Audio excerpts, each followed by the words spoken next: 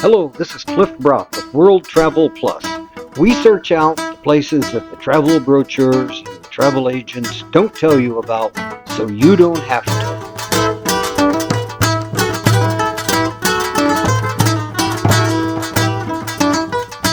Today we're in Alanya, Turkey. An interesting place I'd never really heard of until I started doing research for this project. It's a medium-sized city of about 190,000, best known among some Europeans for its Mediterranean climate. The beach season for those folks in the rain in Great Britain or Scandinavia, the beach season starts in March and runs through mid-November. Temperature here seldom falls below 50 degrees. Today we're going to look at three things. We're going to look at the Cleopatra Beach area. We're going to look at the dripping caves just discovered in the last 50 years or so. And we're going up to the castle and see what the castle looks like. Let's go and explore Alanya, Turkey. This mid-sized Turkish city is really a delight. It's a beach resort city in the district of Anatolia. It's about 189,000 inhabitants, but that population's been growing since really 1958, and tourism is the reason. In fact, tourism has become the dominant industry in the city. There's lots and lots of agriculture surrounding, so Alanya really is kind of a farm town. But since 1958, the last 60 years or so, Alanya has become responsible for 9% of Turkey's tourism sector, and many foreigners are moving and having homes in the Alanya region. Its beaches, its physical beauty, its water have really drawn people. In fact, 30% of foreign purchasers of real estate in Turkey buy in Alanya. There's good reason for that. The people of Alanya are known for their hospitality and the diversity. In fact, there's the Alanya Foreigners Council was established 15 years ago, so to make sure that foreigners in the population could fit into the community. Foreign residents now constitute 10% of Alanya's population. These expats are not only excellent for the economy, but they also are good neighbors, it would seem. The council has been known to praise the multicultural integration of local Turks and foreigners. It's kind of a mini version of the United Nations. This clean, walkable, safe town is really a delight. Oh, and did I mention the cuisine? We ate just behind the big I Love Alanya sign on the hillside, sitting well above the city, and had a lunch that was to die for. Traditional Turkish cuisine. In fact, our driver told us that many of the locals come up here to be out of the hustle and bustle of the city in order to have their lunch. We enjoyed it immensely. A fun quick trip while you're in Alanya is to the Damlada Cave. It's also called the Dripstone Cave.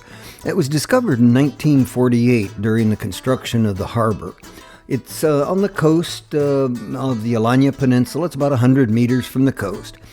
Don't go there if you're claustrophobic. It has humidity levels of 98%. And for those of us even in Florida, that's high humidity. The cave maintains a constant temperature of 71 plus degrees, about 22 degrees centigrade. But the interesting thing about the cave is its supposed medicinal effects.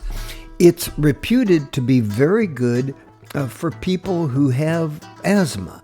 The saying is that if you inhale and exhale very, very slowly, that the air in the cave will actually relieve the symptoms of asthma. Our group had no asthma sufferers, so I can't really verify that, but it's an interesting one to think about. Entry fee is very small. It's because the cave is very small. It only takes about 5 minutes to visit. It was crowded the day that we were there, but it's one of those off the beaten path things that you probably won't find written up anywhere, but it's a good visit.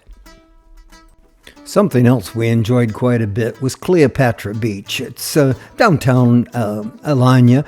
It's named after the Egyptian queen Cleopatra, and legend has it says that she bathed on this beach.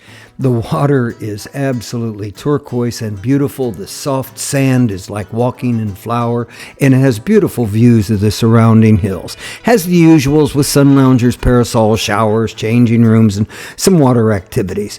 It's about 2 kilometers long, and it gets a lot of visitors. But one of the reasons we liked it so much was our driver, Ergon. He was really a character, and we enjoyed him immensely. Tell us about our driver, Shelley. Well, he's a little bit humorous, but you can tell the city is very important to him, and it's important for him to do a good job today. So it's been fun having a driver. He was a fun driver, but he wasn't above a little mischievousness. He knew that we were shooting this video for World Travel Plus, and he insisted that he too would be a great photographer. So he got the camera, he put Mid and me in front of it, and decided that he would become the cameraman for this episode of World Travel Plus. I must say he took some shots that were unlike other kinds of shots that we've used in this production. Alanya is known for its castle, also known as the Alanya Fortress. It's a medieval castle located in town. It was built in the 13th century under Seljuk Sultanate of Rum following the city's conquest in 1220.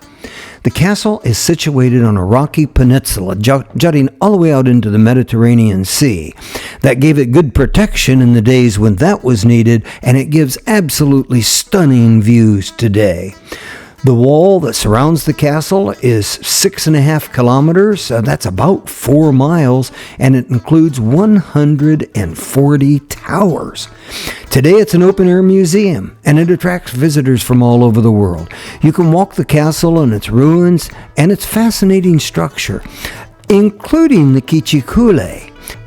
This striking octagonal tower is made of red brick. It's 33 meters high and 12.5 meters wide. For many in the city, it's considered a symbol of the city, and it's even used on the city's flag. It's one of the finest examples of military architecture, and it's best preserved Seljuk building in the city.